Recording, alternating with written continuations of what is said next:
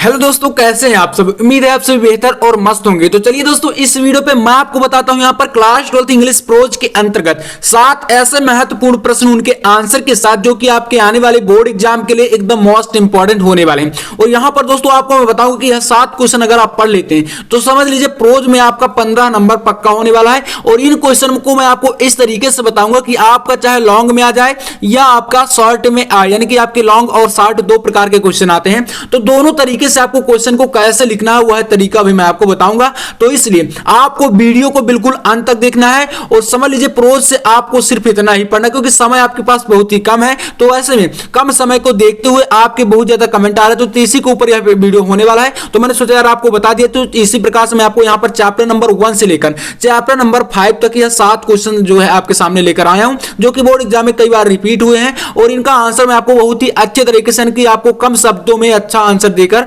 बताने वाला हूं, बिल्कुल हिंदी मीनिंग के साथ। तो वीडियो को अंत तक देखिएगा और पसंद है तो लाइक कर देना, और यार ना पसंद है तो डिसलाइक भी कर देना यार, कुछ तो करो। तो चलिए शुरू करते हैं। यहां पर सबसे पहला देखिए क्वेश्चन को आपको सबसे पहले प्रोज में करना क्या है, क्वेश्चन को अच्छे तरीके से समझना। या प्रोज में, यार प्रोज की ही बात नहीं है, इंग्लिश की बात मैं कर रहा हूं ना। इंग्लिश में आपको प्रॉब्लम कहां पर होती है मैं समझता हूं। आप लोग कहते हैं कि यार हम भैया इंग्लिश में पास कैसे हूं, तो यार काफी मतलब मुझे बुरा लगता है, क्योंकि यार पास होना क्या ही होता है ना, हमें नंबर लाने हैं, पास बस नहीं होना।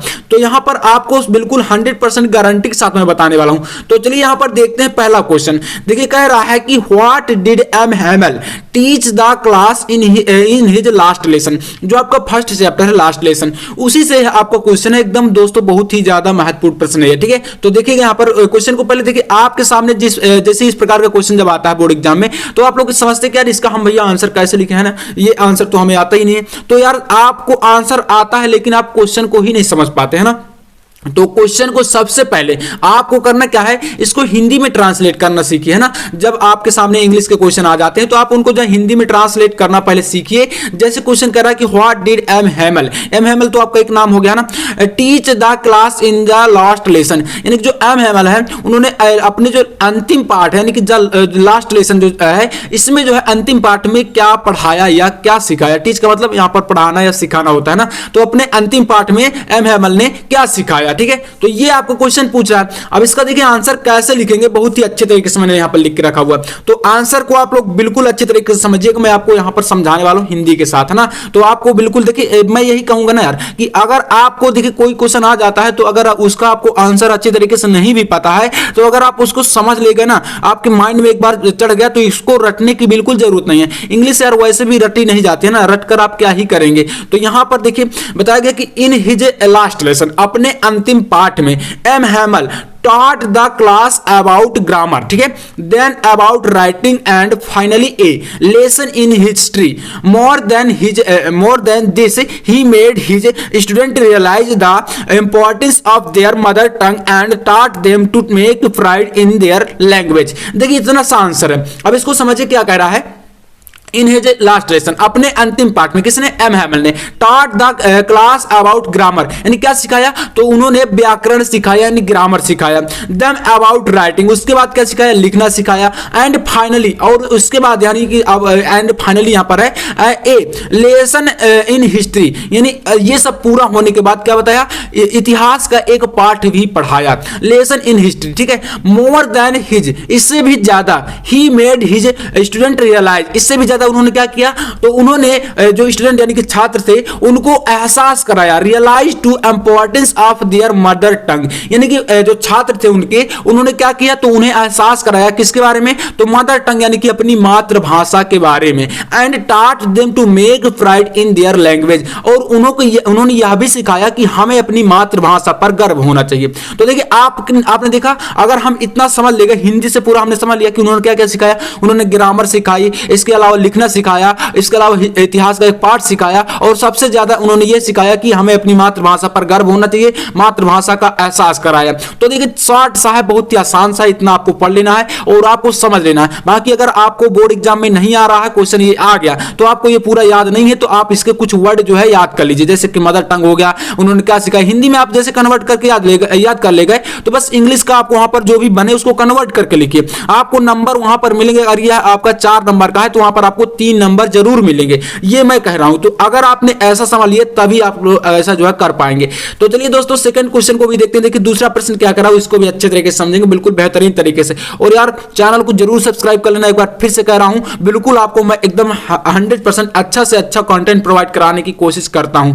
देखिए कह रहा है कि what change come over little French after he heard M Hamel announcement, यानी जो फ्रेंच था उन पर क्या चेंज आया, उन पर जो है क्या परिवर्तन आया जब उन्होंने एम हैमल का अनाउंसमेंट, यानी कि जो अनाउंसमेंट मतलब की घोषणा सुनी, ठीक है, जब एक प्रकार से घोषणा करी तो उन्होंने जो है सुना आफ्टर, और इसको मतलब इसको सुनने के बाद, आफ्टर ही हियर्ड, इसको सुनने के बाद क्या जो है चेंज आया, ठीक है। तो ये क्वेश्चन कर रहा है, तो आंसर को चलिए देखते हैं। देखिए कह रहा है कि आफ्टर हियरिंग द अनाउंसमेंट, यानी कि जो घोषणा सुनने के बाद, ठीक है, घोषणा सुनने के बाद फ्रेंच वाज वेरी सैड, जो फ्रेंच था वह बहुत ही दुखी हुआ, ठीक है। एंड ही रिग्रेट नॉट, और उसे अपने अंदर से एक प्रकार से क्या हुआ, घृणा हुई, मतलब कि वह जब दुखी हुआ, जब घोषणा हुई तो उसको सुनने के बाद उसे घृणा हुई, और वह मतलब क्या हुआ, देखिए नॉट लर्निंग, मतलब अपने अंदर से उसे एक प्रकार से ऐसा एहसास हुआ कि not learning his lesson and being deprived of the opportunity, मतलब उसको एक प्रकार से यह एहसास हुआ कि वह जो है अपना जो है पाठ भी नहीं पढ़ पाया, यानी कि learning his lesson and being deprived of the opportunity, यानी कि उस अवसर से वह चूक गया, ठीक है, उस अवसर से क्या हो गया, चूक गया, जो मतलब वहां पर पढ़ाया गया था अंतिम पाठ में वह चूक गया। To learn his own mother tongue, यानी कि अपनी मातृभाषा को सीखने से भी क्या हो गया, वह रह गया या चूक गया, मतलब वह सीख नहीं पाया, कोई मिलाकर ये समझिए, ठीक है। एंड यहां पर है his books suddenly become his old friend, यानी कि जो उसकी किताबें थी वह जल्द ही उसकी पुरानी मित्र बनने वाली थी, whom he could abandon, और वह उनको छोड़ देगा। मतलब दोस्तों आप यहां पर ये समझिए, जैसे यहां पर आया कि his book suddenly become his old friends, यानी कि जो उसकी बुक है वह जल्द ही उसकी पुरानी मित्र बन जाएंगी। तो जैसे आप ही अपने ऊपर से लीजिए, अभी आप 12th में है, ठीक है, अब जब आप लोग 12th पास करेंगे, नेक्स्ट आप जाएंगे कुछ भी बीएससी करेंगे, कोई मतलब बीए करेगा, कोई अनेक प्रकार के कोर्स होते हैं आप करते हैं, ठीक है। तो देखिए यहां पर आप 12th की जो है बुक्स को बहुत सी कम बच्चे ऐसे होते हैं जो कि मतलब दोबारा खोलते हैं, ठीक है, क्योंकि देखिए क्या होता है, अगर आप अलग अलग फील्ड में जाएंगे, अब आप मान लीजिए आपका वहां पर काम ही नहीं पड़ता तो आप बुक को कहां खोलेंगे, तो आपकी बुक रखी रहती है, तो मतलब एक पुरानी मित्र की तरह क्या होती हैं, रखी रहेंगी, आप दोबारा उनको नहीं सीखेंगे। तो यही यहां पर बताया गया है, बहुत ही सिंपल सा। देखिए आपको इनका देखिए स्क्रीनशॉट भी आप ले लीजिए यार, ठीक है, क्योंकि आपको प्रॉब्लम हो जाती है, आप कहते हैं भैया स्क्रीनशॉट नहीं लेने देते, बहुत जल्दी में बताते हैं, तो आप लोग स्क्रीनशॉट ले लीजिए, ठीक है। तो चलिए आप देखते हैं यहां पर तीसरा आपका इंपॉर्टेंट क्वेश्चन। तो देखिए थर्ड क्वेश्चन क्या कह रहा है कि what makes the city of Firozabad famous, जो आपका फिरोजाबाद शहर है यह क्या बनाता है और किसके लिए प्रसिद्ध है, मतलब कि क्या बनाने के लिए फेमस है या प्रसिद्ध है, ठीक है। तो ये क्वेश्चन आपका बहुत ही ज्यादा महत्वपूर्ण है। तो अब जितने भी बच्चे फिरोजाबाद से हैं आप लोग कमेंट करिएगा। चलिए हम इसका आंसर देखते हैं। तो आंसर है कि bangle making makes the city of Firozabad famous, जो आपका फिरोजाबाद शहर है यह आपका बैंगल मेकिंग यानी कि चूड़ियां बनाने के लिए फेमस है, ठीक है, पहली बात तो ये हुई। इसके अलावा ब्यूटीफुल बैंगल्स यानी कि जो आपकी सुंदर सुंदर चूड़ियां होती हैं can be seen all over every second family, यानी कि जो सुंदर सुंदर चूड़ियां होती हैं वह आपकी जो है फिरोजाबाद शहर में ज्यादातर बनाई जाती हैं। वैसे देखिए हर एक अगर कोई भी आपका प्रोडक्ट है लगभग अब हर जगह बनाया जाने लगा है, लेकिन जो एक प्रसिद्ध चीज होती है ना, जैसे कि बात करें हम लोग ताजमहल की, तो क्या है ताजमहल आपका आगरा में जितना फेमस है, अब कहीं भी ऐसी इमारत बन जाए दोबारा बना दी जाए वो उतना फेमस नहीं होगा। तो देखिए जो चीज जहां की है वह वहीं पर भी जो है मतलब एक प्रकार से शोभायमान होती है ना, तो ये चीजें यहां पर कुछ मतलब फेमस होती हैं। तो यहां पर ये हो गया। इसके बाद है कि देखिए कह रहा है कि एवरी सेकंड फैमिली, प्रत्येक दूसरा परिवार is engaged in the business of bangle making, यानी कि जो प्रत्येक वहां पर जो फिरोजाबाद है वहां का प्रत्येक दूसरा परिवार जो है वह किस में जो है एंगेज्ड है, तो वह इसी बिजनेस में यानी इसी व्यापार में जो है वह लगा हुआ है, चूड़ियों के व्यापार में, चूड़ियां बनाने में, ठीक है। It is the centre of India glass slowing industry, यानी कि यह जो है भारत का एक मुख्य केंद्र है किसके लिए, ग्लास ग्लोइंग इंडस्ट्री यानी कांच के उद्योग के लिए, ठीक है। कांच जो मतलब देखिए चूड़ियां जो है कांच से ही बनती हैं, तो ये सारी चीज जो है वहां पर ही बनाई जाती हैं, एक प्रकार से वह केंद्र है पूरे भारत का। होयर families where families have spent generation working around furnace, मतलब कि जो है वहां के प्रत्येक जो परिवार हैं, जितने भी परिवार हैं सभी जो है इसी में लगे हुए यानी इसी में व्यतीत करते हैं अपना, जितने भी जनरेशन आ रही हैं आगे की जो पीढ़ियां हैं वह इसी कार्य में मतलब लगे हुए हैं। ठीक है, तो ये आपका मतलब फिरोजाबाद शहर जो है वह चूड़ियां बनाने के लिए एकदम फेमस है। ठीक है, तो ये आपका हो गया इसका आंसर। चलिए देखते हैं नंबर 4 क्या कह रहा है। देखिए what does the title lost spring convey. देखिए लास्ट स्प्रिंग चैप्टर से अब देखिए दोस्तों जो क्वेश्चन आते हैं ना ध्यान दीजिएगा, क्वेश्चन मैं आपको देखिए बिल्कुल यार डीपली बताता हूं, एकदम अपने तरीके से पूरी कोशिश करके बताता हूं। देखिए लास्ट स्प्रिंग जो चैप्टर है आपके हमेशा जो क्वेश्चन होते हैं वो बोर्ड एग्जाम में ऐसे क्वेश्चन पूछे जाते हैं जो कि मतलब आपके कुछ काम के हों, आपको उनसे कुछ सीख मिले। ठीक है, ऐसे नहीं कि आप मतलब कुछ बेकार के क्वेश्चन भी रख दिए जाते हैं। क्वेश्चन हमेशा बोर्ड एग्जाम में ऐसे रखे जाते हैं जिनको क्वेश्चन को पढ़ने के बाद उनका अगर आप आंसर दे रहे हैं तो उनका कुछ आपको सीख भी मिलना चाहिए, ऐसे क्वेश्चन बोर्ड एग्जाम में आते हैं। तो क्या कह रहा है कि लास्ट स्प्रिंग जो आपका चैप्टर है इस शीर्षक से जो है आप लोग क्या सीखते हैं या इसका शीर्षक जो है क्या व्यक्त करता है। तो यहां पर लास्ट स्प्रिंग का मतलब ये है जो आपका बसंत होता है, स्प्रिंग आप जानते हैं ना, स्प्रिंग सीजन बसंत, तो बसंत मतलब लास्ट मतलब खोया। ठीक है, तो यहां पर ये LOST है ना, लास्ट स्प्रिंग मतलब यहां पर बसंत जो लास्ट स्प्रिंग चैप्टर है यह क्या व्यक्त करता है या इस शीर्षक से आप क्या सीखते हैं ये आपको बताना है इसमें। तो चलिए इसका हम लोग आंसर देखते हैं, बहुत ही सिंपल से वर्डों में मैं आपको बताऊंगा एकदम अच्छे तरीके से। तो यार पहले का आप लोग इसको स्क्रीनशॉट ले लीजिए। ठीक है, चलिए अब इसके बाद देखते हैं यहां पर अगला क्या कह रहा है कि the title lost spring convey how millions of children in India lose. ठीक है, देखिए जो आपका जो टाइटल है लास्ट स्प्रिंग, ठीक है, लास्ट स्प्रिंग जो है ये क्या व्यक्त करता है, तो हाउ मिलियन ऑफ चिल्ड्रन यानी कि कितने आपके मिलियंस ऑफ जो चिल्ड्रन है यानी कि मिलियनों बच्चे जो हैं किसके, इंडिया यानी भारत के मिलियंस ऑफ बच्चे, यानी कि मिलियन का मतलब यहां पर 10 लाख की बात करें या उससे ज्यादा की बात करें, ठीक है, मिलियंस लगा है। तो यहां पर मतलब कि मिलियंस बच्चे जो हैं भारत के क्या करते हैं, out of living the spring of their lives, यानी कि वह अपना जो है जो बसंत है वह खो देते। बसंत का मतलब यहां पर यह है जैसे बच्चों की बात करें तो बच्चों का बसंत क्या होता है, जो उनका बचपन होता है। ठीक है, बचपन को खो देते हैं, क्यों, क्योंकि देखिए दैट इज देयर चाइल्डहुड, यानी कि अपना जो है बचपन खो देते हैं। Poverty force their young children to work in the most inhuman, मतलब उनको देखिए क्या होता है, एक प्रकार से गरीबी जैसे बात करें ना यार, गरीबी बहुत ही बेकार चीज होती है। क्या होता है, उनको बचपन में भी कार्य करना पड़ता है, आप सभी समझ सकते हैं ना। देखिए क्या होता है, जैसे अगर मान लीजिए कोई मतलब एक अच्छी फैमिली से बिलोंग करता है तब तो उसका जो है अच्छे तरीके से गुजारा हो जाता है, लेकिन अगर कोई मतलब एक प्रकार से पुअर फैमिली से बिलोंग करता है तो उसका मतलब समझ ही सकते हैं कि जो है उसको बचपन से ही काम करना पड़ता है। कई बार देखिए ऐसा होता है कि उसको जो है शिक्षा भी जो है नसीब नहीं होती, यानी कि वो पढ़ भी नहीं पाता। ठीक है, तो ये एक प्रकार से क्या होता है, उनका स्प्रिंग जो है यानी कि जो बचपन है वह बीत जाता है इसी सारी चीजों में और वो अपने बचपन को बिल्कुल पूरी तरह से खो देते हैं। तो यहां पर है, इसके बाद देखिए to work in the most human, ये एक प्रकार से अमानवीयता होती है, जैसे कि कंडीशन अमानवीय दशा होती है एज ए रिजल्ट, और इसका परिणाम क्या होता है, how which the miss out the fun and childhood hampers of growth, यानी कि इसका रिजल्ट यही होता है जब वो बचपन से ही कार्य करने लगते हैं तो इसका एक ही रिजल्ट होता है, क्या होता है, तो वो क्या होते हैं, मिस आउट द फन, यानी कि अपने जो जिंदगी के मजे हैं उनको खो देते हैं, ऑफ चिल्ड्रन यानी कि बचपन के जो मजे हैं उनको खो देते हैं। ठीक है, इसके बाद विच हैम्पर्स द ग्रोथ, और अपना जो एक प्रकार से ग्रोथ का है तो वो क्या होता है, उनका वहीं से रुक जाता है और वो सीधे उसी में लग जाते हैं, तो मतलब बचपना तो पूरी तरह से खत्म ही हो जाता है। तो ये चीजें होती हैं, बाकी आप लोग इसको समझ ही सकते हैं, इसको आपको सिर्फ समझना है। तो चलिए चौथे क्वेश्चन आपको स्क्रीनशॉट ले लेना। अब देखते हैं पांचवां क्वेश्चन आपका।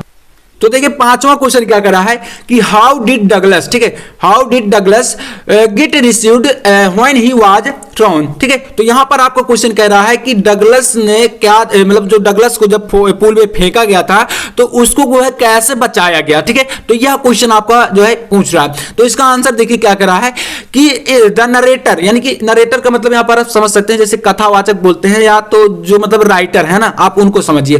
तो the narrator does not mention, जो नरेटर है वह यह उल्लेख नहीं करता, मतलब मेंशन मतलब उल्लेख नहीं करता। ठीक है, नॉट मेंशन है, तो नॉट मेंशन हिज दिस मतलब इसका उल्लेख नहीं करता। When he regained consciousness he was vomiting while lying on his stomach beside the pool presently he had been received by someone. मतलब इसका आंसर देखिए समझिए हिंदी से, ठीक है, तो समझिएगा नरेटर जो है इसका मेंशन यानी इसका उल्लेख नहीं करता। व्हेन ही रीअगेन, जब वह दोबारा से उसको होश आया या वह दोबारा से जब मतलब एक प्रकार से क्या वो पूल में फेंक दिया गया था तो वह बेहोश हो गए थे। ठीक है, जो डगलस है, तो मतलब यहां पर जब जब उन्हें दोबारा से जब होश आया या दोबारा से वह जब अपने मतलब एक प्रकार से मतलब एक चेतना में आए तो क्या हुआ, ही वाज वॉमिटिंग, वह उल्टी कर रहे थे, wheel relying on his stomach beside, यानी कि जो पूल है, यानी कि जो पूल के किनारे वह पड़े हुए क्या करते, उल्टी कर रहे थे। Presently he had received by someone, तो इसका मतलब सिर्फ यही होता है कि उन्हें किसी ने बचाया तो जरूर होगा। अगर देखिए जैसे वो पूल में कोई मतलब गिर गए, जैसे जल की बात करें, जैसे कोई मतलब नदियों में कोई व्यक्ति गिर जाता है तो उसको ये तो पता नहीं चलता, अगर वह बेहोश हो गया तो उसको पता नहीं चलेगा कि उसे किसने बचाया। तो मतलब जब वह किनारे पर पड़े हुए थे, उल्टी कर रहे थे, तो उन्हें ये हुआ कि हाँ किसी ने तो बचाया ही होगा। तो ये चीजें हुई, तो मतलब यहां पर इसका आंसर आपको इतना देना। इसके बाद देखिए 6वां क्वेश्चन क्या कर रहा है कि why did the peddler derive pleasure from his idea of the world as a rat trap, यानी जो पेडलर था, यानी कि जो फेरी वाला था, उसका जो है एक विचार था कि दुनिया एक चूहेदानी है और इस पर वह क्यों प्रसन्न हुआ। तो चलिए इसका आंसर देखते हैं। सबसे पहले देखिए, people had never been kind to the people peddler, यानी जो लोग थे वह कभी जो है उस गरीब पेडलर, यानी कि गरीब जो पेडलर की जो मतलब फेरी वाला था उस पर दयालु नहीं करते, यानी दया नहीं करते थे या दयालुता नहीं दिखाते थे। देयर और he avoid those whose lot was better, यानी कि जो मतलब लोग थे वो क्या करते थे, जो गरीब फेरी वाला था उस पर कभी जो है दयालुता नहीं दिखाते थे। इसलिए वह जो है मतलब जो पेडलर था वह अपने आप को उनसे जो है एक प्रकार से बेकार मानता था या उनको अपने से बेहतर मानता था। ठीक है, क्योंकि देखिए होता है ना, जैसे कोई गरीब व्यक्ति होता है तो उसके मन में एक ही विचार आता है कि यार जो मतलब एक प्रकार से अमीर व्यक्ति है या पैसे वाला व्यक्ति है वह मुझसे बेहतर है। ठीक है, मतलब ऐसा विचार आता है, तो इसलिए वह गरीब था तो उसको यह विचार आता था, क्योंकि जो लोग थे उसका मजाक उड़ाते थे तो उसको यह लगता था कि यार मतलब ये क्या है, मुझसे बेहतर है, इनके पास सारी चीजें हैं और मैं घूम घूम कर, मतलब फेरी वाले को आप देखते हैं ना क्या होता है, वो बेचारे दिन भर क्या है इधर उधर घूमते रहते हैं। ठीक है, क्योंकि पैसे के लिए। तो मतलब यहां पर यही उनके उसके मन में जो है विचार आता था कि वह मुझसे बेहतर है, वाज बेटर देन हिज, यानी कि मुझसे बेहतर है, and was rather amazed to him things that someday, यानी कि एक दिन मैं ऐसा करूंगा day to would to tempted by the bait and to caught in the rat trap, एक दिन मैं ऐसा करूंगा कि यह मेरे जाल में जो है फंस जाएंगे। यानी कि वह एक प्रकार से ऐसा सोच रहा था और इसी के ऊपर वह जो है प्रसन्न हो रहा था, क्योंकि दुनिया को उसने चूहेदानी के रूप में समझा। ठीक है, तो ये आपका 6वां क्वेश्चन है। इसके बाद देखिए 7वां, तो ये आपका अंतिम क्वेश्चन, इसको भी अच्छे तरीके से समझिएगा, बहुत ज्यादा इंपॉर्टेंट है ना। तो समझिए क्या करा है कि why did Rajkumar Shukla want to take Gandhi ji. ठीक है, गांधी जी जो राजकुमार शुक्ल थे वह गांधी जी को लेने के लिए क्यों गए। तो आंसर है आपका देखिए, Rajkumar Shukla was the poor improvised sharecroppers, जो राजकुमार शुक्ल थे वह क्या थे, तो गरीबों के एक प्रकार से समाज सुधारक थे या गरीबों की मदद करने वाले थे। ठीक है, तो मतलब एक प्रकार से गरीब किसान थे, जैसे कि होता है ना कि जो एक कोई कम्युनिटी होती है उसमें एक कोई मेन नेता होता है ना, तो उसी प्रकार से कहते हैं वह गरीब किसानों के एक प्रकार से नेता थे।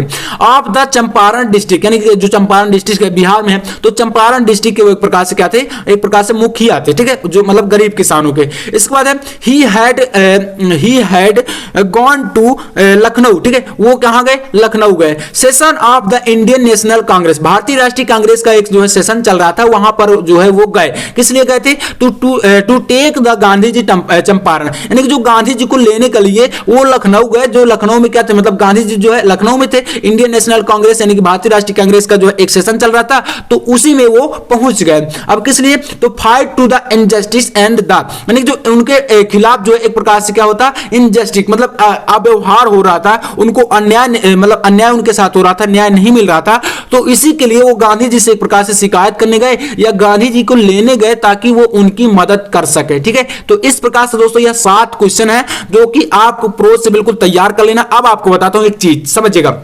जैसे दोस्तों मान लीजिए इन क्वेश्चन में से आपके बोर्ड एग्जाम में कई सारे क्वेश्चन ऐसे होते हैं जो इनसे रिलेटेड क्वेश्चन को घुमाकर पूछ लेता है, मतलब कोई क्वेश्चन को आपको भ्रमित करके पूछ लेता है। तो आप लोग क्वेश्चन को पहले समझ लीजिएगा और जब आपको समझ में आ जाए तो बस आपको जो भी आए इनसे संबंधित आपको जो भी पता चले बस आपको छाप देना है, क्वेश्चन को आपको छोड़कर बिल्कुल नहीं आना है ना। तो इससे आपको वहां पर नंबर जरूर मिलेंगे, यह मेरी गारंटी है। तो चलिए उम्मीद करूंगा कि आपको वीडियो पसंद आया होगा। वीडियो पसंद आया तो लाइक कर देना और चैनल पर सब्सक्राइब भी कर लेना। मैं आपसे मिलता हूं नेक्स्ट वीडियो में, तब तक जय हिंद, वंदे मातरम।